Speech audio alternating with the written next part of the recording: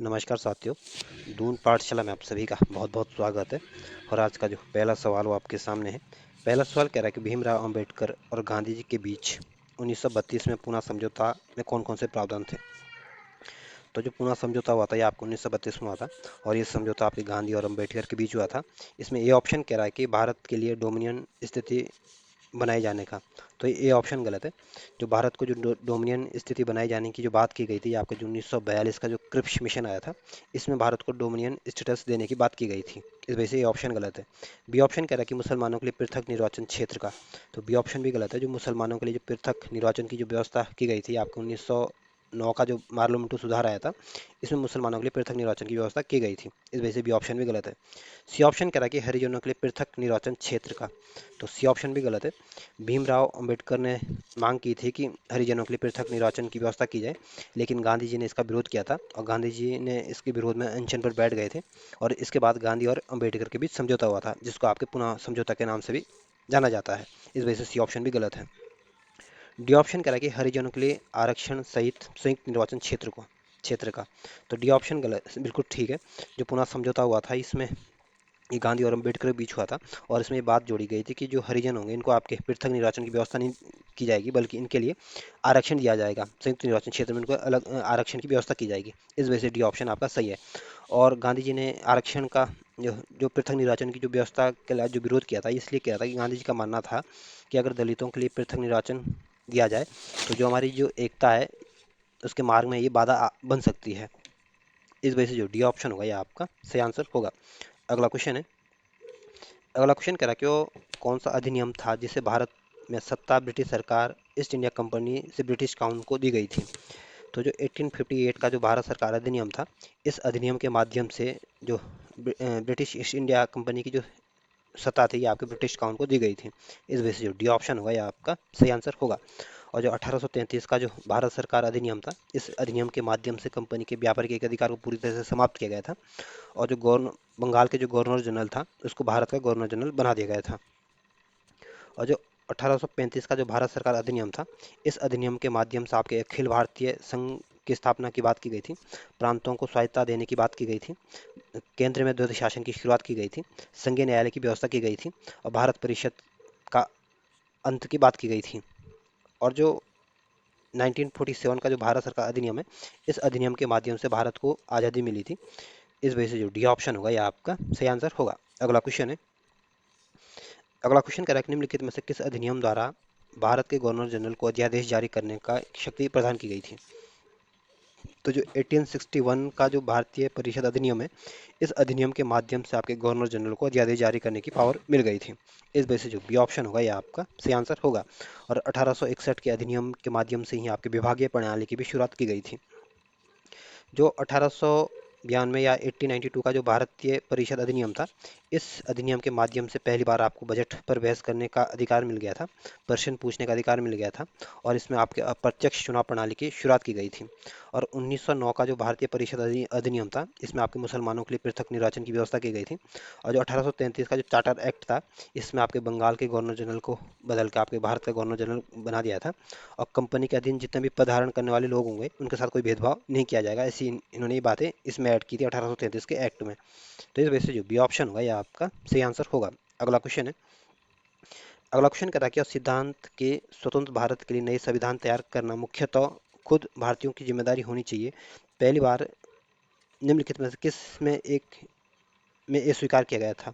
तो जो 1940 का जो अगस्त प्रस्ताव था, जो आपके लिंग युद्धों के समय आया था, इसमें यह स्वीकार किया गया था कि भारत के लोगों के द्वारा संविधान को तैयार किया जाएगा।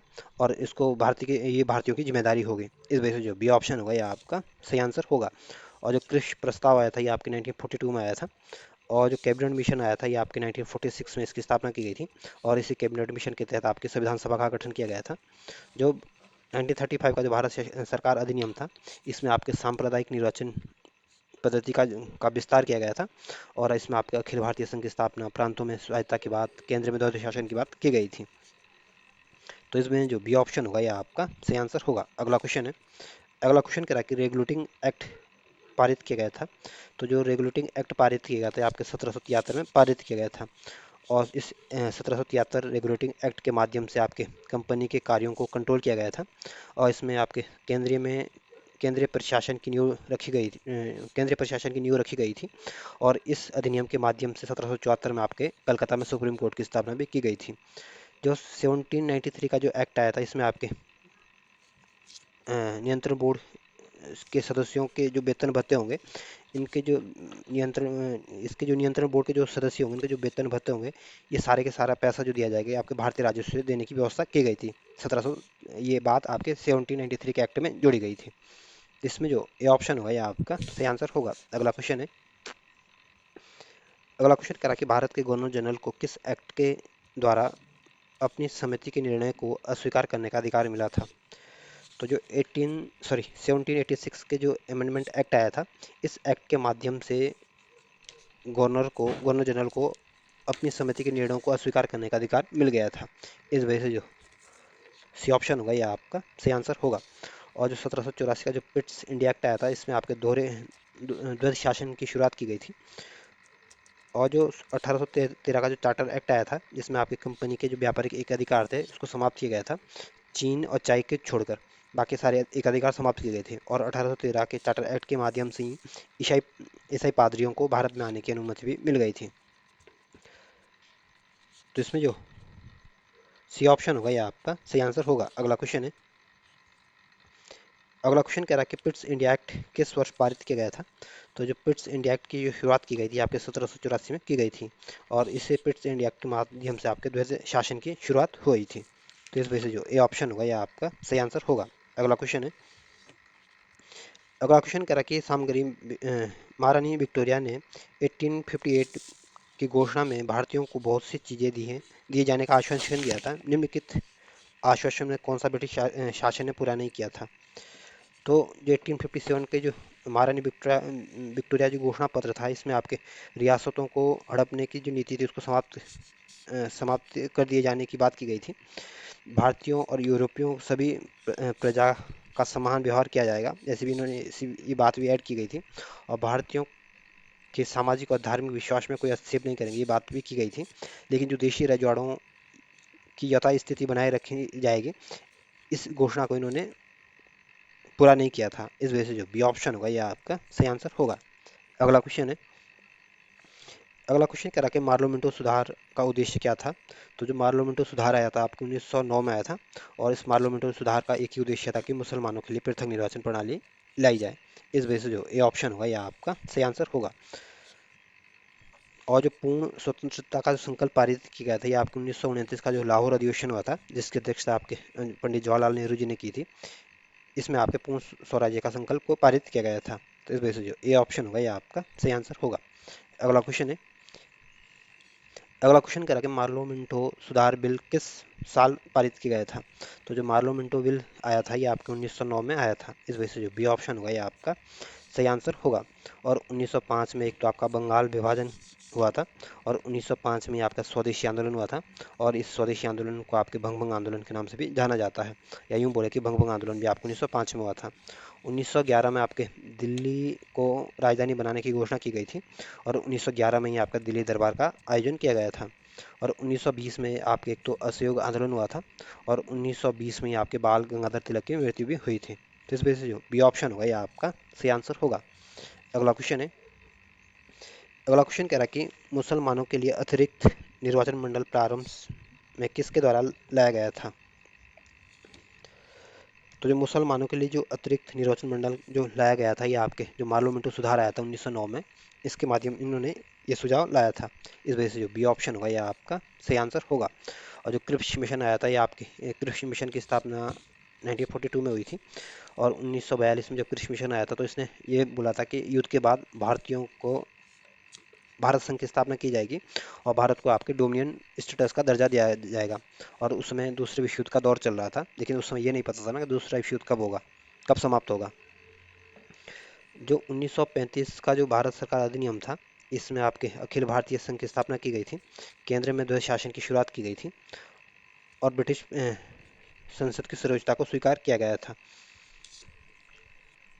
और जो मान लो 1919 का जो मॉन्टेग्यू चेम्सफोर्ड सुधार आया था, इसमें आपके एक तो केंद्र में द्विसदनात्मक विधायिका की स्थापना की गई थी, प्रांतों में द्वैध शासन प्रणाली की शुरुआत की गई थी, भारत में एक लोक सेवा आयोग का गठन का प्रावधान किया गया था, और सिखों के लिए, आंग्ल भारतीय समुदाय के लिए, भारतीय ईसाइयों के लिए पृथक निर्वाचन की व्यवस्था की गई थी। और 1919 का जो मॉन्टेग्यू चेम्सफोर्ड सुधार था, इसमें पहली बार महिलाओं को वोट देने का अधिकार दिया गया था। तो इस वजह से जो बी ऑप्शन होगा यह आपका सही आंसर होगा। अगला क्वेश्चन है, अगला क्वेश्चन कह रहा है कि 1909 में इंडियन काउंसिल एक्ट में किस बात की व्यवस्था की गई थी। तो जो 1909 या जिसको आपके मार्लियामेंट सुधार के नाम से भी जाना जाता है, इसको आपके सांप्रदायिक प्रतिनिधित्व की व्यवस्था की गई थी। इस वजह से जो बी ऑप्शन होगा यह आपका सही आंसर होगा। और जो द्वैध शासन प्रणाली की शुरुआत की गई थी आपके 1784 में की गई थी, और इसमें 1784 में जो पिट्स इंडिया एक्ट आया था, इसके माध्यम से आपके द्वैध शासन प्रणाली की शुरुआत की गई थी। और द्वैध शासन प्रणाली में जो एक तो बोर्ड ऑफ कंट्रोल होता था, जो बोर्ड ऑफ कंट्रोल होता था ये आपके राजनीतिक मामलों की देखभाल कर देखते थे, और जो बोर्ड ऑफ डायरेक्टर्स होता था ये आपके व्यापारिक मामलों को देखते थे। और जो संघीय व्यवस्था के जो प्रावधान किया गया था, जो आपको 1935 का जो अधिनियम आया था, इसमें आपके संघीय व्यवस्था की शुरुआत की गई थी। और जो प्रांतीय व्यवस्था की जो शुरुआत की गई थी, जो प्रांतों को जो स्वायत्ता दी गई थी आपको 1935 के अधिनियम में दी गई थी, और प्रांतों में द्वैध शासन की शुरुआत आपके 1909 में, सॉरी 1919 में की गई थी। तो इसमें जो बी ऑप्शन होगा यह आपका सही आंसर होगा। अगला क्वेश्चन है, अगला क्वेश्चन कह रहा कि मॉन्टेग्यू चेम्सफोर्ड सुधार में प्रावधानों का सार था।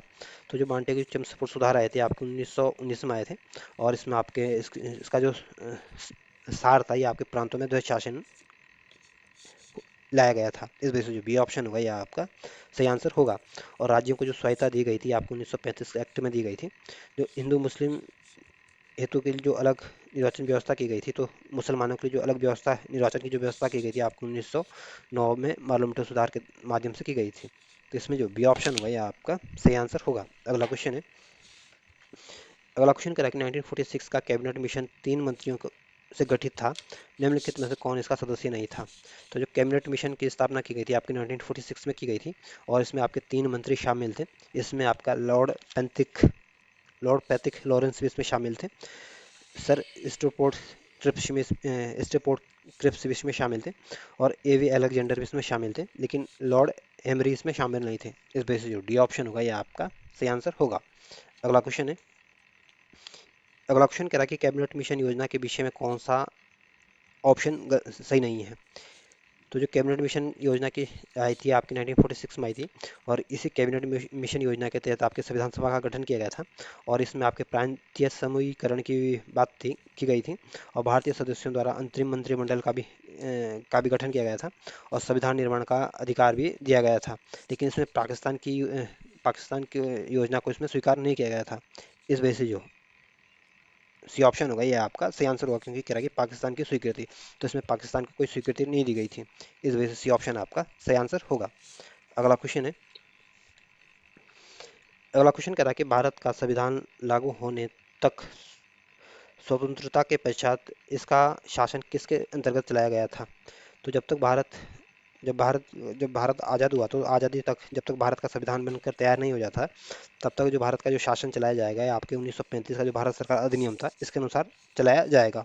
इस वजह से जो सी ऑप्शन होगा ये आपका सही आंसर होगा। अगला क्वेश्चन है, अगला क्वेश्चन कह रहा है कि भारतीयों को वर्ष 1947 में सार्वभौमिक सत्ता सौंपने की योजना किस नाम से जानी जाती है। तो जो भारत को जो आज़ादी मिली थी आपकी लॉर्ड माउंटबेटन योजना के तहत मिली थी, और जो भारत को जो सत्ता सौंपी गई थी आपके माउंटबेटन योजना के तहत सौंपी गई थी। इस वजह से जो सी ऑप्शन होगा यह आपका सही आंसर होगा। और जो डुरंट रेखा आई आपके अफगानिस्तान और पाकिस्तान के बीच है, और जो मार्लो मिंटो योजना आई थी आपकी 1909 में आई थी, इसमें आपके मुसलमानों के लिए पृथक निर्वाचन की व्यवस्था की गई थी। जो बेबेल योजना आई थी आपकी 1945 में आई थी, और ये बेबेल योजना आपके शिमला में बनी थी। जिसमें जो सी ऑप्शन होगा यह आपका सही आंसर होगा। अगला क्वेश्चन है, अगला क्वेश्चन कह रहा है कि इसमें आपको बताना है 4 ऑप्शन में से कौन सा ऑप्शन सही सुमेलित नहीं है। ए ऑप्शन कह रहा है कि ए ऑप्शन के सामने दे रखा मार्लोमेंटो सुधार के सामने दे रखा सांप्रदायिक प्रतिनिधित्व। तो ए ऑप्शन बिल्कुल ठीक है। जो 1900 जो मार्लोमेंटो सुधार आया था आपको 1909 में आया था, और इसमें 1909 के मार्लोमेंटो सुधार में आपके मुसलमानों के लिए पृथक निर्वाचन की व्यवस्था की गई थी। जो 1935 का जो भारत सरकार अधिनियम आया था, इसमें स्वशासन को औपचारिक रूप से शुरुआत की गई थी, और जो कैबिनेट मिशन आया था, इस कैबिनेट मिशन ये 1946 में आया था, और इस कैबिनेट मिशन योजना के माध्यम से संविधान सभा का गठन किया गया था। तो ये भी सही सुमेलित है। साइमन कमीशन के सामने भारत विभाजन दिया गया, जो कि गलत दिया गया है। जो साइमन कमीशन आया था आपको 1928 में आया था, और भारत विभाजन हुआ था ये आपको 1947 में हुआ था।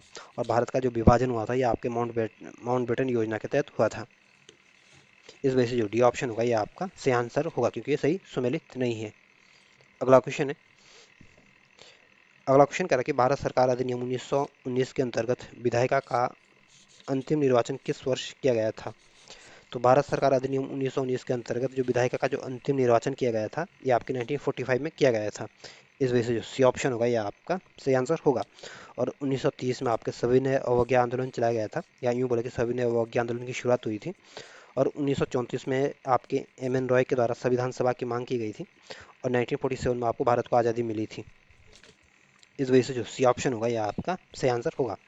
अगला क्वेश्चन है, अगला क्वेश्चन कह रहा है कि अखिल भारतीय महासंघ स्थापित करने का प्रावधान शामिल किया गया था। तो जो 1935 का जो भारत सरकार अधिनियम था, इस अधिनियम के माध्यम से आपके अखिल भारतीय महासंघ स्थापित करने का प्रावधान किया गया था। इस वजह से जो ए ऑप्शन होगा यह आपका सही आंसर होगा। और जो ये आपके अगस्त प्रस्ताव आया था आपके 1940 में आया था, और ये अगस्त प्रस्ताव आपके लॉर्ड लिथगो के समय आया था। जो कैबिनेट मिशन प्रस्ताव आया था ये आपके 1946 में आया था। और जो 1919 का जो भारत सरकार अधिनियम था, इसमें पहली बार आपके महिलाओं को वोट देने का अधिकार दिया गया था, और प्रांतों में आपके द्वैध शासन की शुरुआत की गई थी। तो इसमें जो ए ऑप्शन होगा ये आपका सही आंसर होगा। अगला क्वेश्चन है, अगला क्वेश्चन कह रहा है कि निम्नलिखित में से किस अधिनियम ने केंद्र में द्वैध शासन प्रणाली स्थापित किया? तो जो 1935 का जो भारत सरकार अधिनियम था, इस अधिनियम के माध्यम से केंद्र में आपके द्वैध शासन की शुरुआत की गई थी। इस वजह से जो ए ऑप्शन होगा यह आपका सही आंसर होगा। और जो 1919 का जो भारत सरकार अधिनियम था, इसमें इसको आपके मॉन्टेग्यू चेम्सफोर्ड सुधार के नाम से जाना जाता है, और इसमें आपके प्रांतों में द्वैध शासन की शुरुआत की गई थी।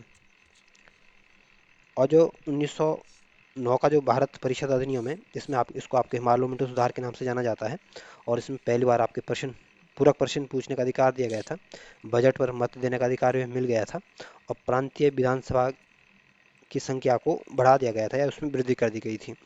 जो 1892 का जो भारत परिषद अधिनियम है, इसमें पहली बार आपके अप्रत्यक्ष चुनाव प्रणाली की शुरुआत की गई थी, बजट पर बहस करने का अधिकार मिल गया था, और कार्यकारिणी प्रश्न पूछने का अधिकार भी मिल गए थे। तो इसमें जो ए ऑप्शन होगा यह आपका सही आंसर होगा। अगला क्वेश्चन है, अगला क्वेश्चन कह रहा है कि संघीय प्रणाली का पहला प्रयास भारत सरकार अधिनियम द्वारा कब लाया गया था? तो जो संघीय प्रणाली का जो पहला प्रयास भारत सरकार अधिनियम 1935 के द्वारा किया गया था, इस वजह से जो सी ऑप्शन होगा यह आपका सही आंसर होगा।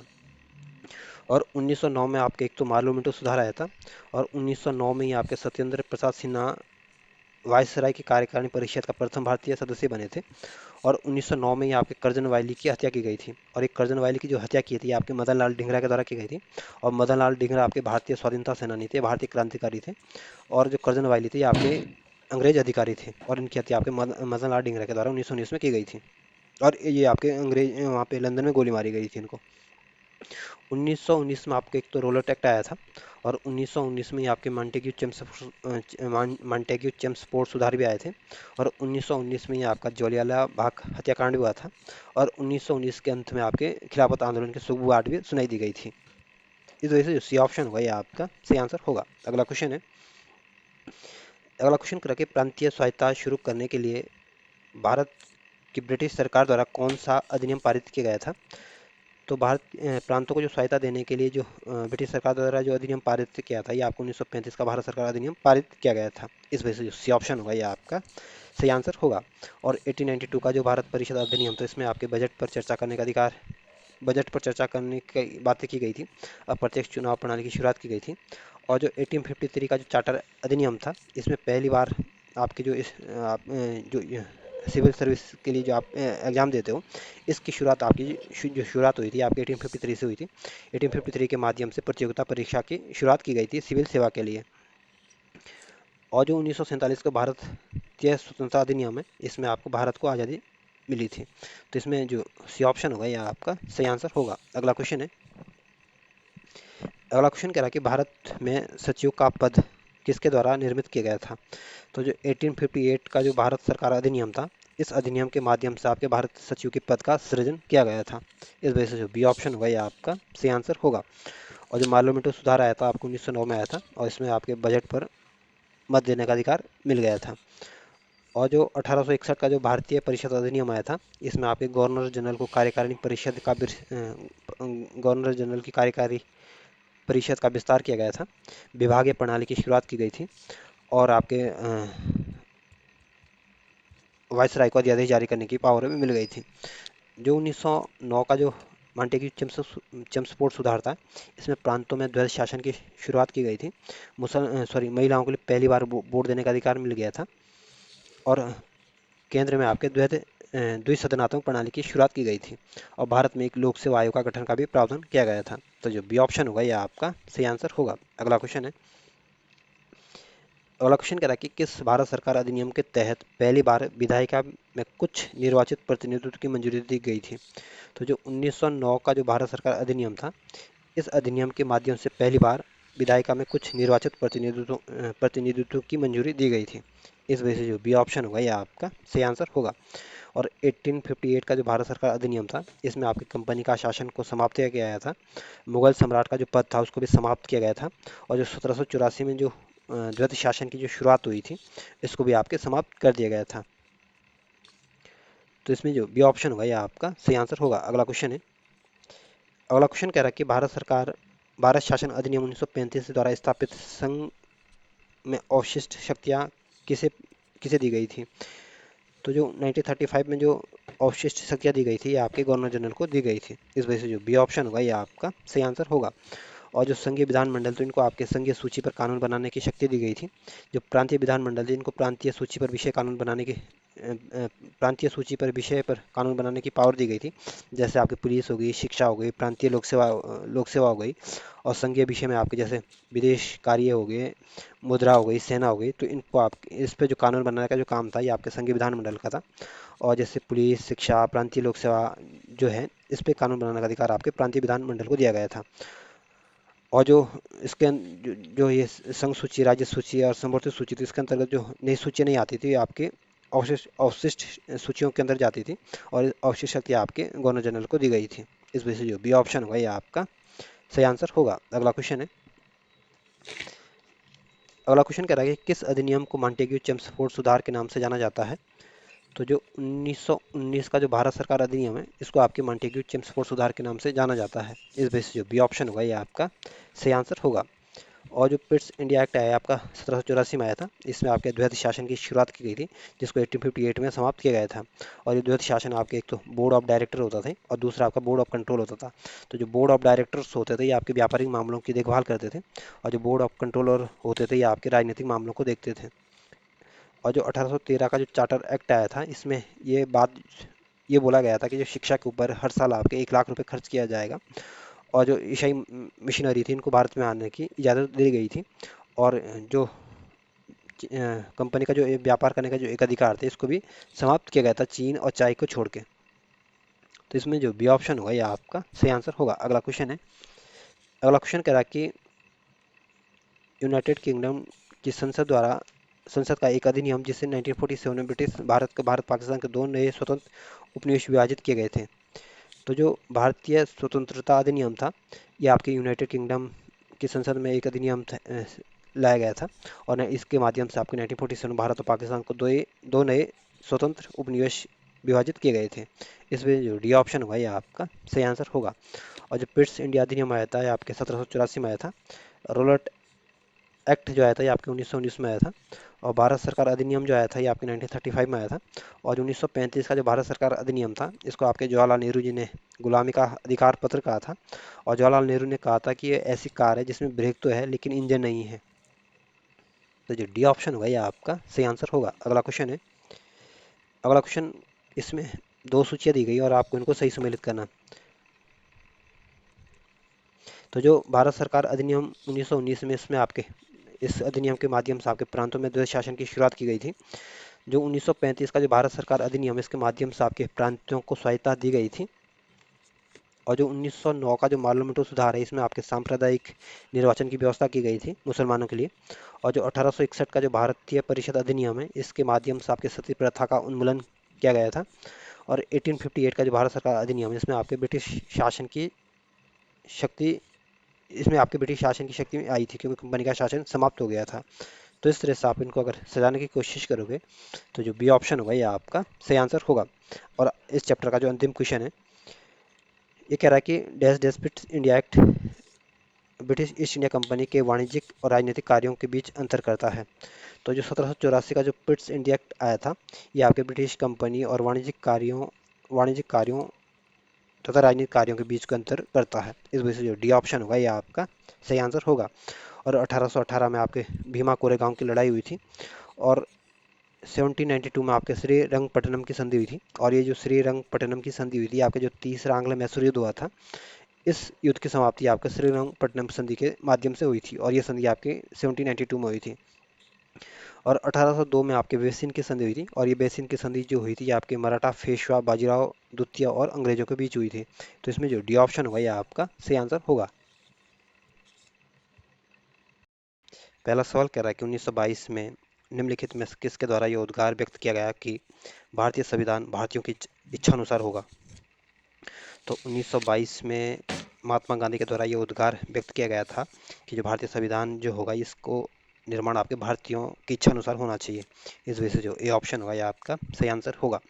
और जो गोपाल कृष्ण गोखले, ये आपके उदारवादी दल के प्रसिद्ध नेता थे। और गोपाल कृष्ण गोखले आपके गांधी जी के राजनीतिक गुरु थे। और गोपाल कृष्ण गोखले ने आपके सर्वेंट ऑफ इंडिया सोसाइटी की स्थापना की थी। जो मोतीलाल नेहरू थे, ये आपके कांग्रेस पार्टी के प्रसिद्ध नेता थे। और ये आपके स्वाधीनता सेनानी थे और स्वराज्य पार्टी के संस्थापक थे। जो बाल गंगाधर तिलक, ये आपके गरम दल के प्रसिद्ध नेता थे। और संविधान सभा की जो सबसे पहले मांग की थी, आपके बाल गंगाधर तिलक ने की थी। और बाल गंगाधर तिलक ने संविधान सभा की मांग आपके 1895 में की थी। और 1920 में जिस साल आपका असहयोग आंदोलन हुआ था, उस साल आपके बाल गंगाधर तिलक की मृत्यु हुई थी। तो इस वजह से जो ए ऑप्शन होगा, यह आपका सही आंसर होगा। अगला क्वेश्चन है। अगला क्वेश्चन कह रहा है कि 1924 में किसके द्वारा ब्रिटिश सरकार से यह मांग की गई थी कि भारतीय संविधान के निर्माण के लिए संविधान सभा का गठन किया जाए। तो 1924 में आपके मोतीलाल नेहरू ने ब्रिटिश सरकार से ये मांग की थी कि संविधान भारतीय संविधान के निर्माण के लिए संविधान सभा का गठन किया जाए। इस वजह से जो सी ऑप्शन होगा, ये आपका सही आंसर होगा। और जो एम एन राय थे, ये आपके कम्युनिस्टवादी प्रसिद्ध नेता थे। और 1934 में इन्होंने औपचारिक रूप से संविधान सभा की मांग की थी। और जो महात्मा गांधी थे, उन्होंने 1922 में कहा था कि भारतीय संविधान का निर्माण भारत की इच्छा अनुसार होना चाहिए थे। और जो गोपाल कृष्ण गोखले थे, ये आपको उदारवादी दल के प्रसिद्ध नेता थे। और 1905 का जो कांग्रेस का जो अधिवेशन हुआ था, इस अधिवेशन की अध्यक्षता आपके गोपाल कृष्ण गोखले ने की थी। और यह अधिवेशन आपके बनारस में हुआ था। इस वजह से जो सी ऑप्शन होगा, यह आपका सही आंसर होगा। अगला क्वेश्चन है। अगला क्वेश्चन कह रहा है कि संविधान सभा के विचार का औपचारिक रूप से प्रतिपादन किसके द्वारा किया गया था। तो संविधान सभा का जो विचार जो औपचारिक रूप से जो प्रतिपादन किया गया था, ये आपके एम एन राय के द्वारा किया गया था। इस वजह से जो सी ऑप्शन होगा, ये आपका सही आंसर होगा। और एम एन राय ने 1934 में आपके ये संविधान सभा की मांग की थी। मोतीलाल नेहरू ने आपकी नेहरू रिपोर्ट को तैयार किया था। और मोतीलाल नेहरू ने जो ये नेहरू रिपोर्ट तैयार की थी, आपके 1928 में तैयार की थी। जो जवाहरलाल नेहरू थे, ये भारत के प्रसिद्ध स्वाधीनता सेनानी थे और भारत के पहले प्रधानमंत्री थे। और जवाहरलाल नेहरू ने आपके 1938 में संविधान सभा की मांग की थी। तो इस वजह से जो सी ऑप्शन होगा, यह आपका सही आंसर होगा। अगला क्वेश्चन है। अगला क्वेश्चन कह रहा है कि भारतीय संविधान सभा को किसने मूर्त रूप प्रदान किया था। तो संविधान सभा को जो मूर्त रूप प्रदान किया था, ये आपके जवाहरलाल नेहरू जी ने प्रदान किया था। इस वजह से जो डी ऑप्शन होगा, यह आपका सही आंसर होगा। और महात्मा गांधी थे आपके, इनका जन्म आपके गुजरात के पोरबंदर में 1869 में हुआ था। और 1948 में नाथूराम गोड्से के द्वारा इनकी हत्या की गई थी। और 1915 में गांधी जी भारत आए थे। और गांधी जी का सबसे पहला जो भारत में आंदोलन हुआ था, ये आपका चंपारण सत्याग्रह हुआ था। जो एम एन रॉय थे, ये आपके कम्युनिस्टवादी नेता थे। और 1934 में इन्होंने संविधान सभा की मांग की थी औपचारिक रूप से। और मोतीलाल नेहरू जो थे आपके, उन्होंने संविधान सभा की जो मांग की थी, आपको 1924 में की थी। और मोतीलाल नेहरू आपके जवाहरलाल नेहरू के पिता भी थे और प्रसिद्ध वकील थे।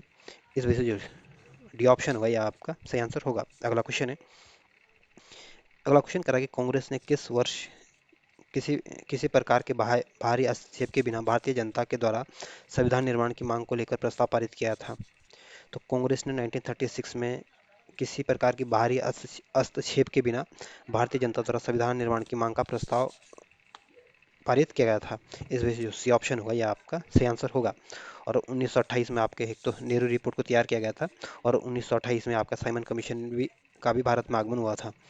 और 1931 में एक तो आपका गांधी इरविन समझौता हुआ था, और दूसरा आपका जो दूसरा गोलमेज सम्मेलन हुआ था ये भी आपको 1931 में हुआ था। और 1931 में जो कांग्रेस का जो अधिवेशन हुआ था ये आपके कराची में हुआ था, और इस कराची अधिवेशन की अध्यक्षता आपके सरदार वल्लभ भाई पटेल जी ने की थी। और सरदार वल्लभ भाई पटेल ने इस अधिवेशन में आपके मौलिक अधिकारों को शामिल किया था। और इसी अधिवेशन में गांधी जी ने कहा था कि गांधी मर सकता है लेकिन गांधीवाद कभी नहीं मरेगा। 1942 में एक तो भारत छोड़ो आंदोलन हुआ था, और 1942 में आपका कृषि प्रस्ताव भी आया था। तो इस बेस जो सी ऑप्शन होगा ये आपका सही आंसर होगा। अगला क्वेश्चन है। अगला क्वेश्चन करेक्ट 1938 में किस व्यक्ति ने वयस्क मताधिकार के आधार पर संविधान सभा के गठन की मांग की थी? तो 1938 में जो वयस्क मताधिकार के आधार पर जो संविधान सभा की जो मांग की थी ये आपके भारत के जो पहले प्रधानमंत्री थे पंडित जवाहरलाल नेहरू उनके द्वारा की गई थी। इस वजह से जो बी ऑप्शन होगा ये आपका सही आंसर होगा। और जो सुभाष चंद्र बोस थे आपके प्रसिद्ध क्रांतिकारी थे, प्रसिद्ध राजनेता थे, प्रसिद्ध सिविल सेवक थे। और सुभाष चंद्र बोस कांग्रेस के 2 बार अध्यक्ष बने थे। पहली बार तो 1938 का जो हरिपुरा अधिवेशन हुआ था उसकी अध्यक्षता की थी, और दूसरी बार 1939 का जो अधिवेशन हुआ था त्रिपुरी में उस अधिवेशन की अध्यक्षता की थी। और त्रिपुरी अधिवेशन में त्यागपत्र देने के बाद इन्होंने फॉरवर्ड ब्लॉक की स्थापना की थी 1939 में। जो वल्लभ भाई पटेल थे आपके कांग्रेस के प्रसिद्ध नेता थे, और भारत के पहले प्रधानमंत्री थे, भारत के पहले गृह मंत्री थे। और भारतीय राज्यों का जो एकीकरण करने का जो श्रेय दिया जाता है आपके वल्लभ भाई पटेल को दिया जाता है। देशी रियासतों को मिलाने का काम इन्होंने जोर शोर से किया था। और 1931 का जो कराची अधिवेशन हुआ था इसकी अध्यक्षता आपके वल्लभ भाई पटेल जी ने की थी। तो इस वजह से जो बी ऑप्शन होगा ये आपका सही आंसर होगा। अगला क्वेश्चन है। अगला क्वेश्चन कह रहा है कि वर्ष 1942 में किस योजना के तहत यह स्वीकार किया गया कि भारत में एक निर्वाचित संविधान सभा का गठन होगा जो युद्ध उपरांत संविधान का निर्माण करेगी? तो जो क्रिप्स योजना आई थी आपको 1942 में आई थी, और इसमें यह स्वीकार किया था कि भारत में एक निर्वाचन संविधान सभा का गठन होगा। लेकिन ये जो ये गठन होगा ये आपका जब दूसरा विश्व युद्ध हो जाएगा उसके बाद इसका गठन किया जाएगा। इस वजह से जो ये ऑप्शन होगा ये आपका सही आंसर होगा। और जो बेबल योजना आई थी आपकी 1945 में आई थी, और जो कैबिनेट मिशन योजना आई थी आपकी 1946 में आई थी। और इस कैबिनेट मिशन योजना के तहत ही आपके संविधान सभा का गठन किया गया था। जो माउंटबेटन योजना आई थी इस माउंटबेटन योजना के तहत भारत को आज़ादी मिली थी, और ये माउंटबेटन योजना आपके 1947 में आई थी। तो इस वजह से जो ये ऑप्शन होगा ये आपका सही आंसर होगा। अगला क्वेश्चन है। अगला क्वेश्चन कह रहा है कि संविधान सभा के गठन की मांग सर्वप्रथम 1895 में किसके द्वारा प्रस्तुत की गई थी? तो संविधान सभा के गठन की मांग जो सबसे पहले की थी आपके बाल गंगाधर तिलक ने की थी, और ये मांग आपके 1895 में की गई थी। इस वजह से जो डी ऑप्शन होगा ये आपका सही आंसर होगा। और जो भीमराव अंबेडकर थे या भारत के पहले कानून मंत्री थे, और जो प्रारूप समिति थी उसके जो अध्यक्ष थे आपके भीमराव अंबेडकर थे। और भीमराव अंबेडकर ने आपके जीवन के अंतिम समय में इन्होंने बौद्ध धर्म को अपना लिया था। जो पंडित जवाहरलाल नेहरू थे आपके भारत के पहले प्रधानमंत्री थे, भारत के प्रसिद्ध क्रांतिकारी थे। और इन्होंने आपके वयस्क मताधिकार के आधार पर संविधान सभा के गठन की मांग की थी। इस वजह से जो डी ऑप्शन होगा ये आपका सही आंसर होगा। अगला क्वेश्चन है। अगला क्वेश्चन कह रहा है कि भारत की संविधान सभा गठित करने का आधार क्या था? तो भारत के संविधान सभा का जो गठित करने का जो आधार था ये आपका कैबिनेट मिशन प्लान 1946 था। इस वजह से जो बी ऑप्शन होगा ये आपका सही आंसर होगा। और जो भारतीय राष्ट्रीय कांग्रेस ने जो संविधान सभा के गठन का जो प्रस्ताव रखा था ये आपको 1935-36 में रखा था। और जो भारत को जो डोमिनियन स्टेटस दर्जा के देने की जो बात की गई थी आपकी 1942 में की गई थी। और 1947 में आपको भारत को आज़ादी मिली थी और भारत का विभाजन भी हुआ था। इस वजह से जो बी ऑप्शन होगा ये आपका सही आंसर होगा। अगला क्वेश्चन है। अगला क्वेश्चन कह रहा है कि भारत की संविधान सभा किसके अनुसार गठित की गई थी? तो जो भारत की संविधान सभा है इसका जो गठन किया गया था ये आपके कैबिनेट मिशन योजना के तहत किया गया था। इस वजह से जो डी ऑप्शन होगा ये आपका सही आंसर होगा। और जो साइमन कमीशन का गठन हुआ था या साइमन कमीशन जो आया था ये आपको 1928 में आया था। माउंटबेटन योजना जो आई थी आपकी 1947 में आई थी। और क्रिप्स प्रस्ताव जो आया था आपके 1942 में आया था। और कैबिनेट मिशन जो आए थे आपके 1946 में आया था। इस वजह से जो डी ऑप्शन होगा ये आपका सही आंसर होगा। अगला क्वेश्चन है। अगला क्वेश्चन कह रहा है कि सन 1936 में भारतीय राष्ट्रीय कांग्रेस द्वारा संविधान सभा का गठन की मांग कहाँ पर हुए अधिवेशन में रखी गई थी? तो जो 1936 का जो कांग्रेस का अधिवेशन हुआ था ये आपके फैजपुर में हुआ था।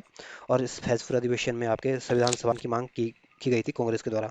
इस वजह से जो सी ऑप्शन होगा ये आपका सही आंसर होगा। और जो कानपुर है ये आपके उत्तर प्रदेश में स्थित है। और इस कानपुर में जो कांग्रेस का जो अधिवेशन हुआ था, सबसे प्रसिद्ध अधिवेशन आपके 1925 में हुआ था। और इस 1925 के कांग्रेस के अधिवेशन की अध्यक्षता आपके सरोजिनी नायडू ने की थी। और सरोजिनी नायडू आपके कांग्रेस की पहली भारतीय महिला अध्यक्ष थी। जो मुंबई है भारत का, जो कांग्रेस का जो पहला अधिवेशन होता है आपके मुंबई में हुआ था। और मुंबई वर्तमान में आपके महाराष्ट्र की राजधानी है। और मुंबई में आपके नाबार्ड का मुख्यालय भी आपका मुंबई में है। आरबीआई का मुख्यालय भी आपका मुंबई में है। सेबी का मुख्यालय भी आपका मुंबई में है। और भारत की वित्तीय राजधानी भी आपके मुंबई को कहा जाता है। जो लाहौर है ये आपके यहाँ पे कांग्रेस का जो सबसे प्रसिद्ध अधिवेशन हुआ था ये आपके 1929 का अधिवेशन हुआ था। और 1929 के अधिवेशन की अध्यक्षता आपके भारत के पहले प्रधानमंत्री पंडित जवाहरलाल नेहरू के द्वारा की गई थी। और इस लाहौर अधिवेशन में आपके पूर्ण स्वराज्य के संकल्प को पारित किया गया था। तो इसमें जो सी ऑप्शन होगा ये आपका सही आंसर होगा। अगला क्वेश्चन है। अगला क्वेश्चन कह रहा है कि कैबिनेट मिशन योजना के अनुसार संविधान सभा में कुल कितने सदस्य होते थे। तो संविधान सभा कैबिनेट मिशन योजना के अनुसार जो संविधान सभा में जो कुल सदस्य थे ये आपके 389 सदस्य थे। इस वजह से जो ए ऑप्शन होगा यह आपका सही आंसर होगा। अगला क्वेश्चन है। अगला क्वेश्चन कह रहा है कि प्रस्तावित मूल संविधान के कुल सदस्यों का विभाजन किस प्रकार होना निश्चित हुआ था। तो जो भारतीय जो प्रस्तावित मूल संविधान में जो कुल सदस्यों का जो विभाजन था, इसमें आपके ब्रिटिश प्रांतों के लिए तो 292 सीटें दी गई थी। और देशी रियासतों के लिए 93 सीटें दी गई थी। अब मुख्य कमिश्नरी क्षेत्रों के लिए 4 सीटें दी गई थी। तो इस तरह से इसका विभाजन किया गया था। इस वजह से जो डी ऑप्शन होगा यह आपका सही आंसर होगा, क्योंकि सारे ऑप्शन ठीक दिए गए हैं। अगला क्वेश्चन है। अगला क्वेश्चन कह रहा है कि संविधान सभा में विभिन्न प्रांतों के लिए 292 सदस्यों का निर्वाचन होना था। इनमें से कांग्रेस के कितने प्रतिनिधि तो निर्वाचित होकर आए थे। तो संविधान सभा के जो प्रांतों से जो प्रांतों के लिए जो सीटें दी गई थी आपके 292 सीटें दी गई थी। और 292 सीटों पर जो निर्वाचन हुआ था, इसमें जो कांग्रेस को जो प्रतिनिधित्व जो जीत के आए थे, ये आपके 208 सदस्य जीत के आए थे। इस वजह से जो बी ऑप्शन होगा यह आपका सही आंसर होगा। अगला क्वेश्चन है। अगला क्वेश्चन करा कि पुनर्गठन के फलस्वरूप वर्ष 1947 में संविधान सभा के सदस्यों की संख्या कितनी रह गई है। तो जब पुनर्गठन के बाद जो संविधान सभा का जो गठन किया गया था 1947 में, इसमें जो इनके सदस्यों की जो संख्या थी घटकर आपके 299 रह गई थी। इस वजह से जो बी ऑप्शन होगा यह आपका सही आंसर होगा। अगला क्वेश्चन है। अगला क्वेश्चन कह रहा है कि संविधान सभा में देशी रियासतों के लिए कितने प्रतिनिधि थे। तो संविधान सभा में जो देशी रियासतों के लिए जो प्रतिनिधित्व की संख्या दी गई थी आपके 70 प्रतिनिधि थे। इस वजह से जो बी ऑप्शन होगा यह आपका सही आंसर होगा। अगला क्वेश्चन है। अगला क्वेश्चन कह रहा है कि पुनर्गठित संविधान सभा में विभिन्न प्रांतों के लिए कितने प्रतिनिधि थे। तो पुनर्गठन के बाद जो संविधान सभा में जो विभिन्न प्रांतों के लिए जो सीटें दी गई थी आपके 229 सीटें दी गई थी। इस वजह से जो बी ऑप्शन होगा यह आपका सही आंसर होगा। अगला क्वेश्चन है। अगला क्वेश्चन कह रहा है कि कैबिनेट मिशन योजना के अंतर्गत संविधान निर्मात्री परिषद में प्रत्येक प्रांत की आवंटित सदस्य संख्या निर्धारित करने के लिए एक प्रतिनिधि कितनी जनसंख्या के अनुपात में था। तो कैबिनेट मिशन जो कैबिनेट मिशन योजना आई थी आपकी 1946 में आई थी। और इसके तहत एक सीट के पीछे आप 10 लाख जनसंख्या पर एक सीट डिसाइड की गई थी। इस वजह से जो बी ऑप्शन होगा यह आपका सही आंसर होगा। अगला क्वेश्चन है। अगला क्वेश्चन कह रहा है कि संविधान सभा के सदस्यों को निम्न में से किन के प्रत्यक्ष रूप से निर्वाचित किया गया था। तो जो संविधान सभा के जो सदस्य थे इनका जो प्रत्यक्ष रूप से जो निर्वाचन किया गया था ये आपके प्रांतों की विधानसभा से किया गया था। इस वजह से जो ए ऑप्शन होगा यह आपका सही आंसर होगा। अगला क्वेश्चन है। अगला क्वेश्चन करा कि संविधान सभा में किस प्रांत के प्रतिनिधित्व सबसे अधिक थे। तो संविधान सभा में जो सबसे अधिक जो प्रतिनिधित्व थे ये आपके संयुक्त प्रांत से थे। इस वजह से जो डी ऑप्शन होगा यह आपका सही आंसर होगा। और जो बंगाल है ये आपका भारत का एक तटीय राज्य है। और बंगाल की राजधानी है आपकी कलकत्ता है। और जो चेन्नई है आपके तमिलनाडु की राजधानी है। और मुंबई आपके महाराष्ट्र की राजधानी है और भारत की वित्तीय राजधानी है। नाबार्ड का मुख्यालय है, आरबीआई का मुख्यालय है, यहीं पे स्थित है। और डी ऑप्शन आपका सही आंसर है। अगला क्वेश्चन है। अगला क्वेश्चन कह रहा है कि संविधान सभा में किस देशी रियासत के प्रतिनिधित्व ने किस देशी रियासत ने के प्रतिनिधि ने भाग नहीं लिया था। तो जो संविधान सभा में आपके जूनागढ़ के रियासत ने भी संविधान सभा में भाग लिया था। कश्मीर के देशी रियासत ने भी संविधान सभा में भाग लिया था। मैसूर के रियासत में भाग लिया था। लेकिन हैदराबाद की रियासत ने संविधान सभा में भाग नहीं लिया था। इस वजह से सी ऑप्शन होगा यह आपका सही आंसर होगा। और जो ज़्यादातर रियासत थी उसमें 1947 में भारत में विलय हो गया था। लेकिन जूनागढ़, कश्मीर और हैदराबाद जो रियासतें थी काफ़ी विवादित रही थी। जूनागढ़ में को आपके जनमत संग्रह के माध्यम से भारत में मिलाया गया था, और कश्मीर में आपके विलय पत्र के माध्यम से इसको भारत में मिलाया गया था, जबकि हैदराबाद में आपके पुलिस कार्रवाई के माध्यम से इसको भारत में शामिल किया गया था। और इसमें जो सी ऑप्शन होगा ये आपका सही आंसर होगा। और जो मैसूर है ये आपके कर्नाटक में स्थित है, और ये आपके टीपू सुल्तान और हैदर अली की कर्म भूमि रही है। इस वजह से सी ऑप्शन होगा ये आपका सही आंसर होगा। अगला क्वेश्चन है, अगला क्वेश्चन कह रहा है कि भीमराव अंबेडकर का संविधान सभा में निर्वाचन हुआ था। तो भीमराव अंबेडकर का जो संविधान सभा में जो निर्वाचन हुआ था ये आपके पश्चिम बंगाल से हुआ था। इस वजह से जो ए ऑप्शन होगा ये आपका सही आंसर होगा। अगला क्वेश्चन है, अगला क्वेश्चन कह रहा है कि मुस्लिम लीग ने किस कारण संविधान सभा का बहिष्कार किया था। तो मुस्लिम लीग ने संविधान सभा का इसलिए बहिष्कार बहिष्कार किया था क्योंकि मुस्लिम लीग मुसलमानों के लिए अलग संविधान सभा चाहती थी जो कांग्रेस नहीं देना चाहती थी। इस वजह से जो सी ऑप्शन होगा यह आपका सही आंसर होगा, क्योंकि कह रहा है कि मुस्लिम लीग मुस्लिमों के लिए अलग संविधान सभा चाहता था, इसलिए इन्होंने संविधान सभा का बहिष्कार किया था। इस वजह से जो सी ऑप्शन होगा यह आपका सही आंसर होगा। अगला क्वेश्चन है, अगला क्वेश्चन कह रहा है कि संविधान सभा का चुनाव किस आधार पर हुआ था। तो जो संविधान सभा का जो चुनाव हुआ था ये आपके वर्गीय मताधिकार के आधार पर हुआ था। इस वजह से जो डी ऑप्शन होगा यह आपका सही आंसर होगा। अगला क्वेश्चन है, अगला क्वेश्चन कह रहा है कि संविधान सभा के सदस्य प्रतिनिधि थे। तो संविधान सभा के जो सदस्य थे ये आपके जनता के द्वारा अप्रत्यक्ष रूप से निर्वाचित प्रतिनिधि थे। इस वजह से जो बी ऑप्शन होगा ये आपका सही आंसर होगा। अगला क्वेश्चन है, अगला क्वेश्चन कह रहा है कि संविधान भारतीय संविधान निर्मात्री सभा से है। तो भारतीय संविधान के जो निर्माता सभा है ये आपके प्रांतीय विधानसभाओं द्वारा परोक्ष रूप से आनुपातिक प्रतिनिधित्व प्रणाली के द्वारा चुने गए लोग थे, और इनके द्वारा ये संविधान सभा बनी थी। इस वजह से जो बी ऑप्शन होगा ये आपका सही आंसर होगा। अगला क्वेश्चन है, अगला क्वेश्चन करा कि भारतीय संविधान को किसने बनाया था। तो जो भारत की जो संविधान सभा है या भारत की संविधान है इसको आपके भारतीय संविधान सभा के द्वारा इसको बनाया गया था। तो ध्यान रखना कि संविधान सभा को किसने बनाया था, तो संविधान सभा ने बनाया था, ना कि आपके भारतीय संसद ने। इस वजह से जो ए ऑप्शन होगा ये आपका सही आंसर होगा। अगला क्वेश्चन है, अगला क्वेश्चन कह रहा है कि संविधान सभा के लिए चुनाव कब संपन्न हुए थे। तो संविधान सभा के लिए चुनाव हुए थे आपके 1946 में हुए थे। इस वजह से जो बी ऑप्शन होगा ये आपका सही आंसर होगा। और 1945 में आपके दूसरे विश्व युद्ध की समाप्ति हुई थी, और 1945 में आपके जापान ने आत्मसमर्पण कर दिया था, और 1945 में आपके हिरोशिमा और नागासाकी के ऊपर बम गिराए गए थे, और 1945 में आपकी बेबल योजना भी आई थी। 1947 में आपके भारत को आज़ादी मिली थी, और 1948 में आपके महात्मा गांधी की हत्या की गई थी, और 1948 में हैदराबाद में आपके पुलिस कार्रवाई के माध्यम से हैदराबाद को भारत में मिला लिया गया था। इस वजह से जो बी ऑप्शन होगा ये आपका सही आंसर होगा। अगला क्वेश्चन है, अगला क्वेश्चन करा कि भारतीय संविधान सभा की स्थापना कब हुई थी। तो भारतीय संविधान सभा की जो स्थापना हुई थी आपके 9 दिसंबर 1946 को हुई थी, और संविधान सभा की जो पहली बैठक हुई थी आपकी 9 दिसंबर 1946 को ही हुई थी। इस वजह से जो बी ऑप्शन होगा ये आपका सही आंसर होगा। और 26 नवंबर 1949 को या 26 नवंबर 1949 को आपके संविधान सभा को अडॉप्ट किया गया था। इस वजह से जो बी ऑप्शन होगा ये आपका सही आंसर होगा। अगला क्वेश्चन है, अगला क्वेश्चन कह रहा है कि संविधान सभा का प्रथम अधिवेशन कहाँ हुआ था। तो जो संविधान सभा का जो पहला अधिवेशन हुआ था ये आपके 9 दिसंबर 1946 को हुआ था, और यह अधिवेशन आपके दिल्ली में हुआ था, और इस अधिवेशन की अध्यक्षता आपके सच्चिदानंद सिन्हा जी ने की थी। इस वजह से जो डी ऑप्शन होगा ये आपका सही आंसर होगा। और जो मुंबई है आपके महाराष्ट्र में स्थित है, और ये आपके महाराष्ट्र की राजधानी है। कोलकाता जो है आपको 1912 से पहले भारत की राजधानी रही थी, और वर्तमान में आपकी ये पश्चिम बंगाल की राजधानी है। और लाहौर में आपके कांग्रेस का जो सबसे फेमस अधिवेशन हुआ था ये आपके 1929 वाला अधिवेशन था।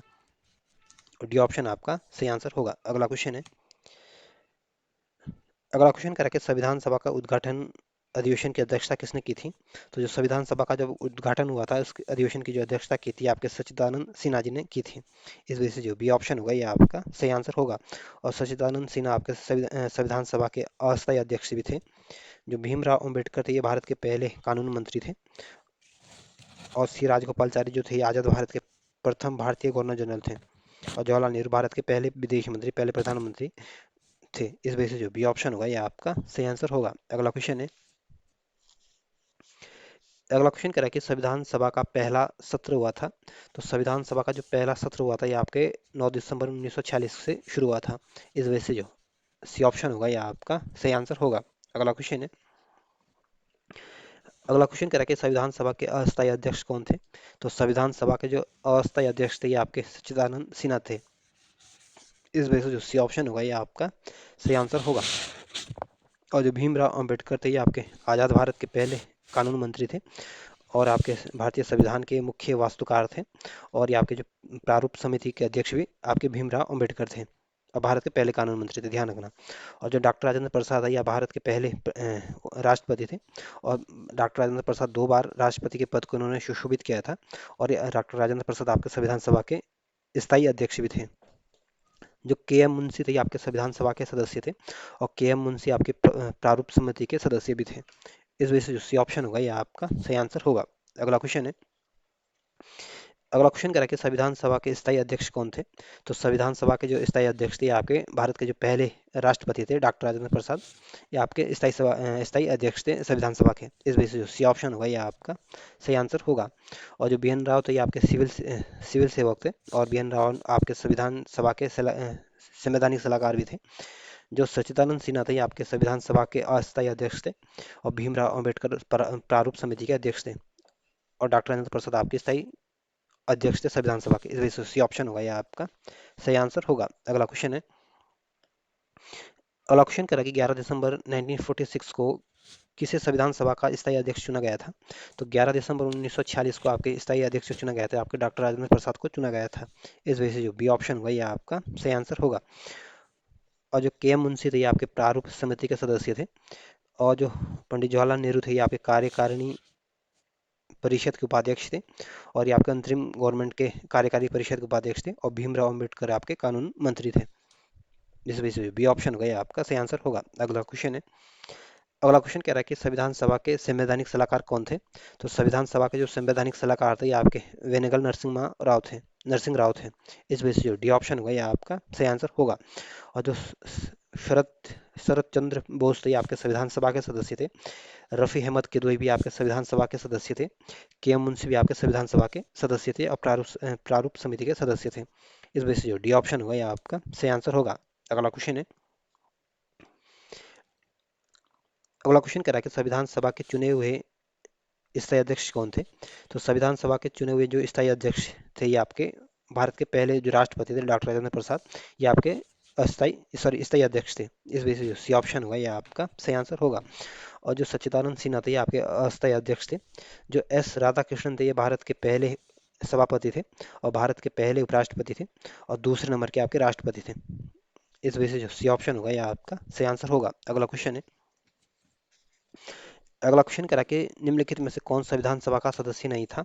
तो जो के एम मुंशी थे ये आपके संविधान सभा के सदस्य थे। एन गोपाल स्वामी अयंगार भी आपके संविधान सभा के सदस्य थे। टी टी कृष्णाचार्य भी आपके संविधान सभा के सदस्य थे। लेकिन एच एच वेग जो है ये आपके संविधान सभा के सदस्य नहीं थे। इस वजह से जो सी ऑप्शन होगा ये आपका सही आंसर होगा। अगला क्वेश्चन है, अगला क्वेश्चन करा कि संविधान के विभिन्न पहलुओं के अध्ययन हेतु संविधान सभा में कितनी समितियों का नियुक्त की गई थी? तो संविधान सभा में आपके विभिन्न पहलुओं को अध्ययन करने के लिए संविधान सभा ने आपके 13 कमेटियों का गठन किया था या 13 कमेटियां नियुक्त की गई थी। इस वजह से जो सी ऑप्शन होगा यह आपका सही आंसर होगा। अगला क्वेश्चन है, अगला क्वेश्चन कह रहा है कि संविधान सभा का के प्रारूप समिति की नियुक्ति कब की गई थी? तो जो संविधान सभा के जो प्रारूप समिति की जो नियुक्ति की गई थी आपके 29 अगस्त 1947 में की गई थी। इस वजह से जो सी ऑप्शन होगा ये आपका सही आंसर होगा। और इस प्रारूप समिति में कुल 7 सदस्य थे और जिसके अध्यक्ष आपके भीमराव अंबेडकर थे। अगला क्वेश्चन है, अगला क्वेश्चन कह रहा है कि संविधान सभा की प्रारूप समिति के अध्यक्ष कौन थे? तो जो संविधान सभा की जो प्रारूप समिति थी इसके जो अध्यक्ष थे आपके भीमराव अंबेडकर थे। इस वजह से जो सी ऑप्शन होगा यह आपका सही आंसर होगा। और जो डॉक्टर राजेंद्र प्रसाद थे ये आपके अंतरिम जो सरकार थी इसमें संचालन समिति के अध्यक्ष थे, आपके राष्ट्रीय ध्वज समिति के अध्यक्ष थे और प्रक्रिया नियम समिति के अध्यक्ष थे। और जो पंडित जवाहरलाल नेहरू थे ये आपके संघीय संघीय संविधान समिति के अध्यक्ष थे और संघ शक्ति समिति के भी अध्यक्ष थे।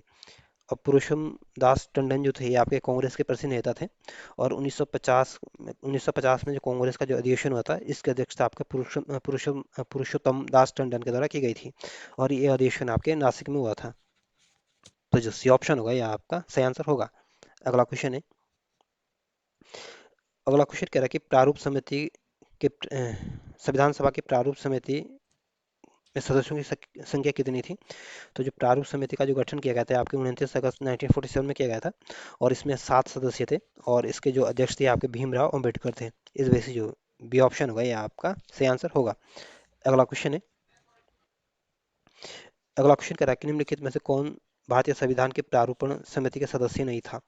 तो जो संविधान सभा जो ये संविधान सभा की जो ये प्रारूपण समिति थी इसमें 7 सदस्य थे और ये आप सातों नाम है इसको याद कर लेना क्योंकि बहुत बार पूछ लेते हैं कि इस समिति का सदस्य कौन नहीं था। तो इसके जो जो गोपाल स्वामी आयंगर थे ये भी आपके प्रारूप समिति के सदस्य थे। भीमराव अंबेडकर तो इसके अध्यक्ष थे और अलादि कृष्ण स्वामी अय्यर भी इसके सदस्य थे, लेकिन डॉक्टर राजेंद्र प्रसाद इसके सदस्य नहीं थे। इस वजह से जो डी ऑप्शन होगा यह आपका सही आंसर होगा। और इसमें ध्यान रखना कि 7 सदस्य थे। एक पहला नाम आपका भीमराव अंबेडकर जो इसका अध्यक्ष थे, फिर आपके गोपाल स्वामी अयंगर, अलादि कृष्ण स्वामी अय्यर, के एम मुंशी, एन माधवराव, डीपी केतान और सैयद मोहम्मद सादुल्ला थे। तो ये 7 नाम ध्यान रख लेना, इसमें से एक नाम और डाल देगा और ऑप्शन में आपसे पूछ लेगा। अगला क्वेश्चन है, अगला क्वेश्चन कह रहा है कि निम्नलिखित में से कौन प्रारूप समिति का सदस्य नहीं था? तो के एम मुंशी भी आपके प्रारूप समिति के सदस्य थे। मोहम्मद सादुल्ला सादुल्ला जो थे ये भी आपके सैयद मोहम्मद सादुल्ला भी आपके प्रारूप समिति के सदस्य थे। गोपाल स्वामी अयंगर भी आपके प्रारूप समिति के सदस्य थे, लेकिन जवाहरलाल नेहरू आपके प्रारूप समिति के सदस्य नहीं थे। इस वजह से जो ए ऑप्शन होगा यह आपका सही आंसर होगा। और फिर एक बार फिर बता देता हूँ सातों के नाम। भीमराव अंबेडकर तो इसके अध्यक्ष थे, गोपाल स्वामी अयंगर इसके सदस्य थे, अलादि कृष्ण अलादि कृष्ण स्वामी इसके सदस्य थे, के एम मुंशी भी इसके सदस्य थे, एन माधव राव इसके सदस्य थे, डीपी खेतान भी इसके सदस्य थे और सैयद मोहम्मद सादुल्ला इसके सदस्य थे। तो ध्यान रखना 7 नाम बहुत बार पूछेगा आपसे। अगला क्वेश्चन है, अगला क्वेश्चन कह रहा है कि संविधान सभा की प्रारूप समिति के समक्ष प्रस्ताव का प्रस्ताव किसने रखा था? तो संविधान की प्रारूप समिति के समक्ष जो प्रस्तावना का जो प्रस्ताव रखा था ये आपके पंडित जवाहरलाल नेहरू ने रखा था। इस वजह से जो डी ऑप्शन होगा ये आपका सही आंसर होगा। और जो भीमराव अंबेडकर थे ये आपके प्रारूप समिति के सदस्य अध्यक्ष थे और भारत के पहले कानून मंत्री थे और आपके संविधान सभा के वास्तविक शिल्पकार थे या मुख्य वास्तुकार थे। और जो बी एन राव थे ये आपके संवैधानिक सलाहकार थे और बी एन राव आपके सिविल सेवक थे। इस वजह से जो डी ऑप्शन होगा ये आपका सही आंसर होगा। अगला क्वेश्चन है,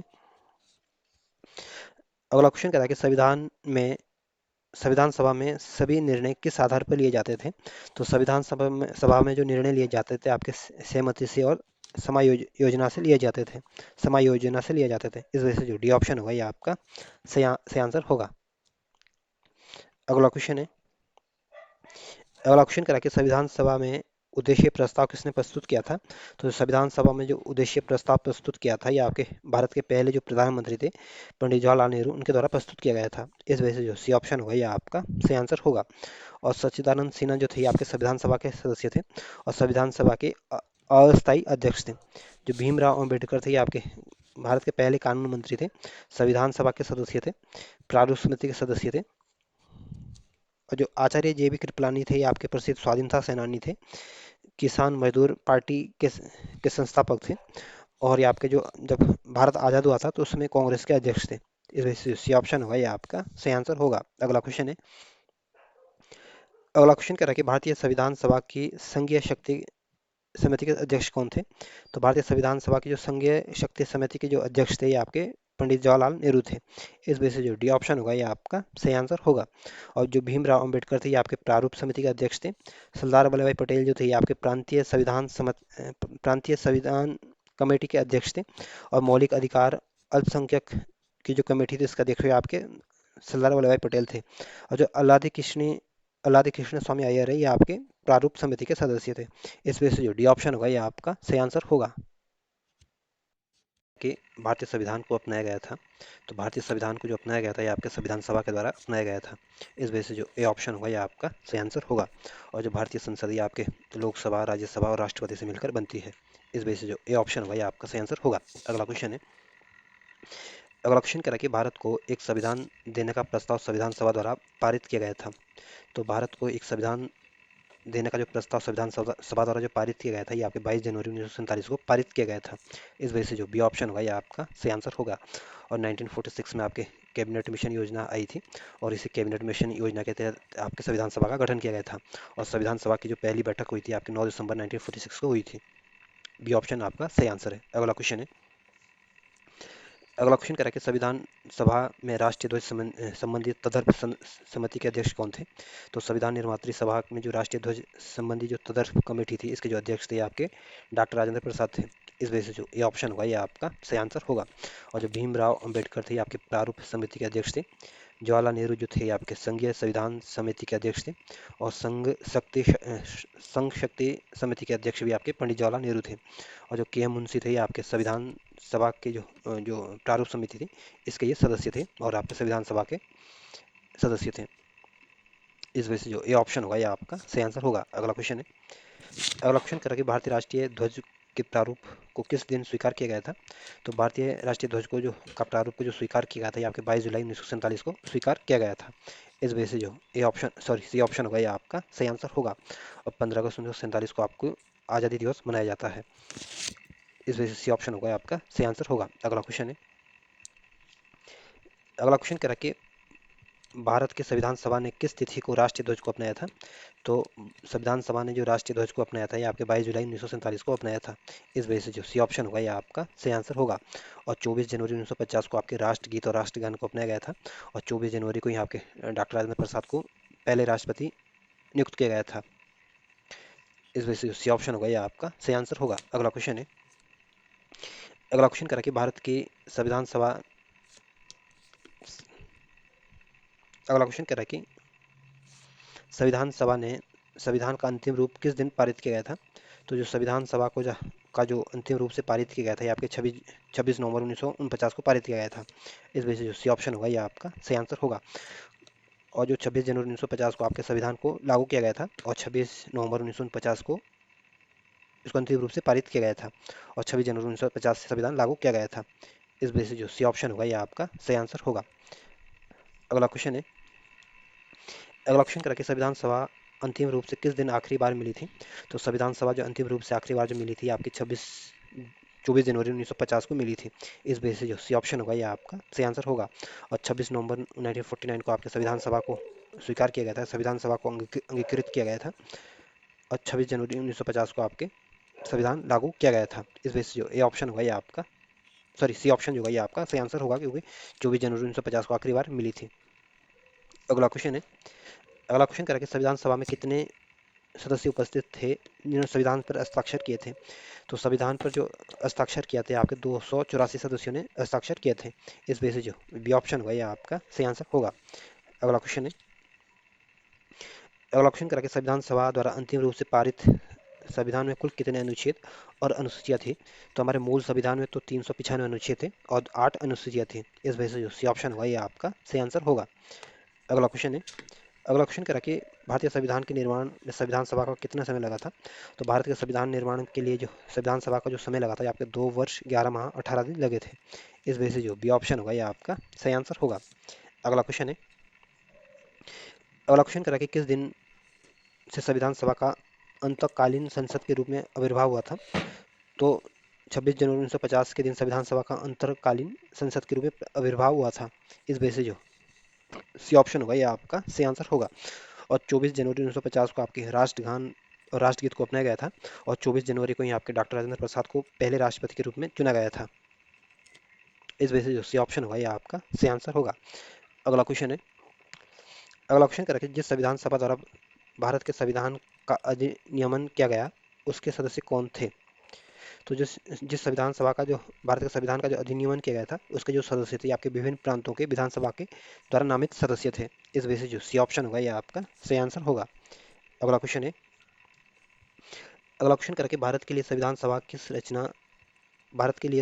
की रचना हेतु संविधान सभा का विचार सबसे पहले किसने प्रस्तुत किया था? तो संविधान सभा की रचना के लिए जो सबसे पहले जो विचार प्रस्तुत किया था, ये आपके स्वराज्य पार्टी ने 1924 में प्रस्तुत किया था। इस वजह से जो ए ऑप्शन होगा ये आपका सही आंसर होगा। और स्वराज्य पार्टी की स्थापना आपको 1923 में प्रयागराज में की गई थी, और इसकी स्थापना आपके सी आर दास और मोतीलाल नेहरू ने की थी। और जो मुस्लिम लीग है, इसकी स्थापना 1906 में की गई थी। और 1942 में आपके भारत छोड़ो आंदोलन हुआ था, और 1942 में आपके कृषि प्रस्ताव भी आया था। जो कांग्रेस पार्टी है इसकी स्थापना आपके 1885 में की गई थी। इस वजह से जो ए ऑप्शन होगा ये आपका सही आंसर होगा।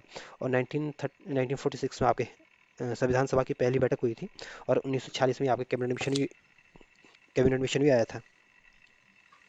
ये ऑप्शन आपका सही आंसर है। अगला क्वेश्चन है, अगला क्वेश्चन क्या है कि भारतीय संविधान सभा के प्रथम दिन के अधिवेशन की अध्यक्षता किसने की थी? तो भारतीय संविधान सभा के जो प्रथम दिन की जो अधिवेशन की जो अध्यक्षता की थी आपके डॉक्टर सच्चिदानंद सिन्हा जी ने की थी। इस वजह से जो सी ऑप्शन होगा या सॉरी डी ऑप्शन होगा या आपका सही आंसर होगा। और जो डॉक्टर राजेंद्र प्रसाद थे, यह भारत के पहले राष्ट्रपति थे, संविधान सभा के स्थायी अध्यक्ष थे, और ये आपके संचालन समिति के भी अध्यक्ष थे। जो भीमराव अंबेडकर थे, ये आपके भारत के पहले कानून मंत्री थे, संविधान सभा के सदस्य थे, प्रारूप समिति के सदस्य थे, और भारत के संविधान के मुख्य वास्तुकार थे। जो पंडित जवाहरलाल नेहरू थे, ये आपके भारत के पहले प्रधानमंत्री थे, और संघीय समिति के अध्यक्ष थे, और संघीय प्रांतीय समिति के अध्यक्ष थे। इसमें जो डी ऑप्शन होगा यह आपका सही आंसर होगा। अगला क्वेश्चन है, अगला क्वेश्चन करके जवाहरलाल नेहरू ने भारत की संविधान सभा किस बैठक का उद्देश्य प्रस्ताव रखा था? तो जवाहरलाल नेहरू ने जो संविधान सभा की जो तीसरी बैठक हुई थी, इसमें आपके उद्देश्य प्रस्ताव को रखा गया था। इस वजह से जो बी ऑप्शन होगा यह आपका सही आंसर होगा। अगला क्वेश्चन है, अगला क्वेश्चन, इसमें चार ऑप्शन दिए गए और आपको बताना है चार ऑप्शन में से कौन सा ऑप्शन सही है। ये ऑप्शन कह रहा है कि 1946 में प्रांतीय सभा द्वारा भारत की संविधान सभा चुनी गई। तो ये ऑप्शन बिल्कुल बिल्कुल ठीक है। 1946 में आपके जो प्रांतीय सभा के जो सदस्य थे, इनके द्वारा आपके संविधान सभा चुनी गई थी। इस वजह से ए ऑप्शन बिल्कुल सही है। बी ऑप्शन कह रहा है कि जवाहरलाल नेहरू, मोहम्मद अली जिन्ना, सरदार वल्लभ भाई पटेल भारत के संविधान सभा के सदस्य थे। तो बी ऑप्शन गलत है। पंडित जवाहरलाल नेहरू तो संविधान सभा के अध्यक्ष सदस्य थे, सरदार वल्लभ भाई पटेल भी आपके संविधान सभा के सदस्य थे, लेकिन मोहम्मद अली जिन्ना आपके संविधान सभा के सदस्य नहीं थे। इस वजह से बी ऑप्शन गलत है। सी ऑप्शन कह रहा है कि भारत के संविधान सभा का प्रथम अधिवेशन जनवरी 1947 में हुआ था। तो सी ऑप्शन भी गलत है। जो भारतीय संविधान का जो प्रथम अधिवेशन हुआ था, ये आपके 9 दिसंबर 1946 को हुआ था, और ये 9 दिसंबर 1946 का जो अधिवेशन हुआ था, ये आपके दिल्ली में हुआ था, और इस अधिवेशन की अध्यक्षता आपके डॉक्टर सच्चिदानंद सिन्हा जी ने की थी। इस वजह से सी ऑप्शन भी गलत है। डी ऑप्शन कह रहा है कि भारत का संविधान 26 जनवरी 1950 को अंगीकृत किया गया। तो डी ऑप्शन भी गलत है। जो भारत का संविधान को जो अंगीकृत किया गया था, ये आपके 26 नवंबर 1949 को अंगीकृत किया गया था, और 26 जनवरी 1950 को हमारे संविधान को लागू किया गया था। तो इसमें आपको बताना था कौन सा ऑप्शन सही है। तो इसमें जो ए ऑप्शन दिया गया ये आपका सही आंसर होगा। अगला क्वेश्चन है, अगला क्वेश्चन कह रहा है कि भारत के संविधान के निर्माता किसे माना जाता है? तो भारत में संविधान के निर्माता के रूप में जो जाने जाते हैं आपके भीमराव अम्बेडकर जाने जाते हैं। इस वजह से जो बी ऑप्शन होगा ये आपका सही आंसर होगा। और जवाहरलाल नेहरू ने आपके जो अंतरिम गवर्नमेंट बनी थी, इसके कार्यकारिणी परिषद के ये उपाध्यक्ष आपके जवाहरलाल नेहरू थे। और जो बी एन राव थे, ये आपके भारतीय प्रशासनिक सेवा के अधिकारी थे, और हमारे संविधान सभा के संवैधानिक सलाहकार थे। और महात्मा गांधी जो थे आपके प्रसिद्ध राजनेता थे, प्रसिद्ध समाज सेवी थे। और गांधी जी का जो भारत में सबसे पहले सत्याग्रह हुआ था, ये आपका चंपारण सत्याग्रह हुआ था। और गांधी जी का जो सबसे फेमस जो सत्याग्रह था, ये आपका भारत छोड़ो आंदोलन था। और भारत छोड़ो आंदोलन के दौरान ही गांधी जी ने आपके करो मरो का नारा दिया था। इसमें जो बी ऑप्शन होगा यह आपका सही आंसर होगा। अगला क्वेश्चन है, अगला क्वेश्चन कह रहा है कि संविधान पांडुलेखन समिति के सदस्य कौन नहीं था? तो जो संविधान सभा के जो पांडुलेखन बोले या प्रारूप समिति बोले बातें की है, तो जो संविधान के जो प्रारूप समिति के जो अध्यक्ष नहीं थे, ये आपके पंडित जवाहरलाल नेहरू नहीं थे, और मोहम्मद सादुल्ला जो थे ये आपके प्रारूप समिति के सदस्य थे। ए के अय्यर भी आपके प्रारूप समिति के सदस्य थे, और के एम मुंशी भी आपके प्रारूप समिति के सदस्य थे, लेकिन पंडित जवाहरलाल नेहरू इसके सदस्य नहीं थे। और इसके जो अध्यक्ष थे आपके भीमराव अंबेडकर थे, और इसमें कुल 7 सदस्य थे। इस वजह से जो बी ऑप्शन होगा ये आपका सही आंसर होगा। अगला क्वेश्चन है, अगला क्वेश्चन कह रहा है कि भारत का संविधान लागू हुआ था। तो भारत का संविधान जो लागू हुआ था, ये आपके 26 जनवरी 1950 को लागू हुआ था। इस वजह से जो ए ऑप्शन होगा ये आपका सही आंसर होगा। और 1952 में भारत का पहला चुनाव हुआ था, और 1949 में आपके संविधान सभा को पारित किया गया था। 26 नवंबर 1949 को संविधान को अंगीकृत किया गया था, या अडोप्ट किया गया था, या पारित किया गया था। इस वजह से जो बी ऑप्शन होगा ये आपका सॉरी ए ऑप्शन होगा आपका सही आंसर होगा। अगला क्वेश्चन है, अगला क्वेश्चन कह रहा है कि संविधान को 26 जनवरी के दिन लागू करने का निर्णय इसलिए लिया क्योंकि, तो 26 जनवरी को लागू करने का निर्णय इसलिए लिया गया था कि 1930 में जो रावी नदी के किनारे भारतीय ध्वज को फहराया गया था, और उस समय यह संकल्प लिया गया था कि हम हर साल 26 जनवरी को आज़ादी के दिवस के रूप में मनाएंगे, लेकिन आज़ादी तो हमें 15 अगस्त को मिल गई थी। इस वजह से हमें जो ये 26 जनवरी को जो ऐतिहासिक महत्व था, इसलिए इसको संविधान को लागू 26 जनवरी को किया था। इस वजह से जो ए ऑप्शन होगा ये आपका सही आंसर होगा, क्योंकि कह रहा है कि कांग्रेस तिथि को 1930 में स्वतंत्रता दिवस के रूप में मनाया था। इस वजह से जो ए ऑप्शन होगा ये आपका सही आंसर होगा। और जो भारत छोड़ो आंदोलन हुआ था ये आपको 1942 में हुआ था, और ये आंदोलन आपके गांधी जी के नेतृत्व में ये आंदोलन हुआ था। और ये जो आंदोलन हुआ था, इसमें इसी आंदोलन में गांधी जी ने आपके करो मरो का नारा दिया था। और भारत छोड़ो आंदोलन ये आपका एक जनव्यापी आंदोलन था। इस वजह से जो ए ऑप्शन होगा ये आपका सही आंसर होगा। अगला क्वेश्चन है। अगला क्वेश्चन कह रहा है कि भारतीय संविधान सभा में महिलाओं सदस्यों की संख्या कितनी थी।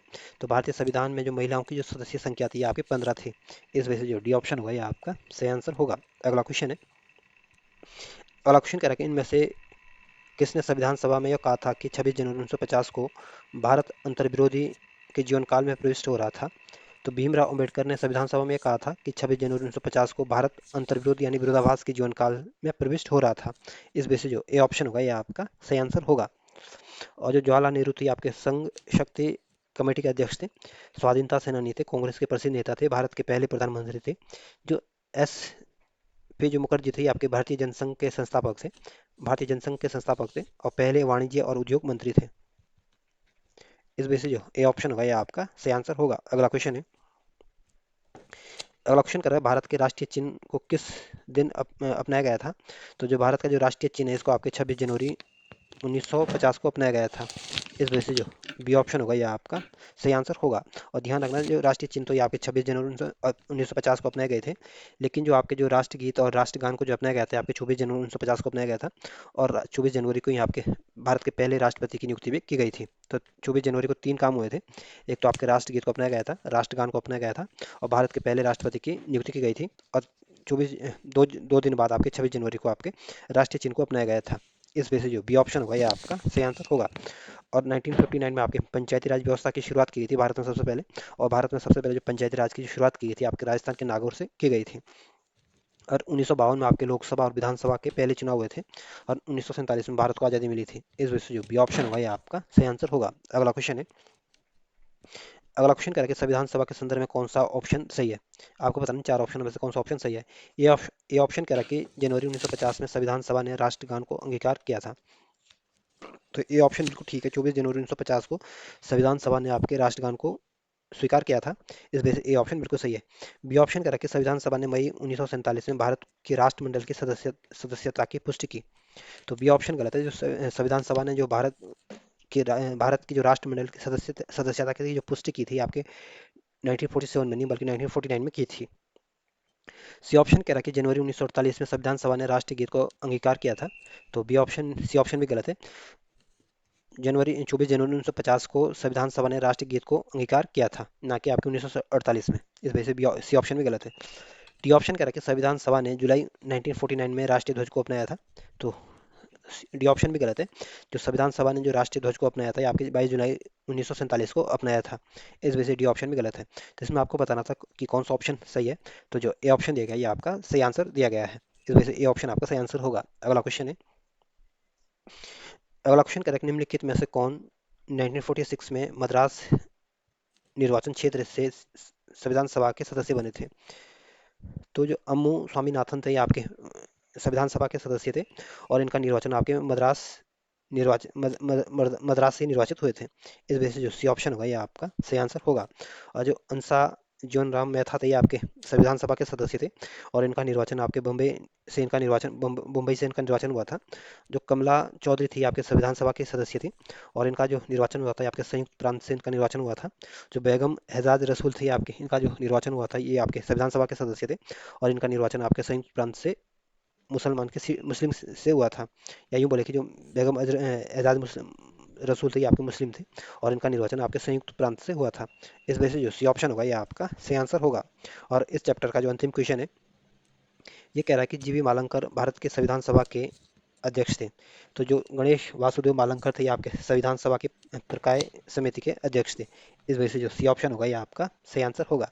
और गणेश वासुदेव मालंकर ही आपके प्रथम लोकसभा के अध्यक्ष भी थे। तो पूछ सकते हैं लोकसभा के पहले अध्यक्ष कौन थे। तो जीवी मालंकर थे।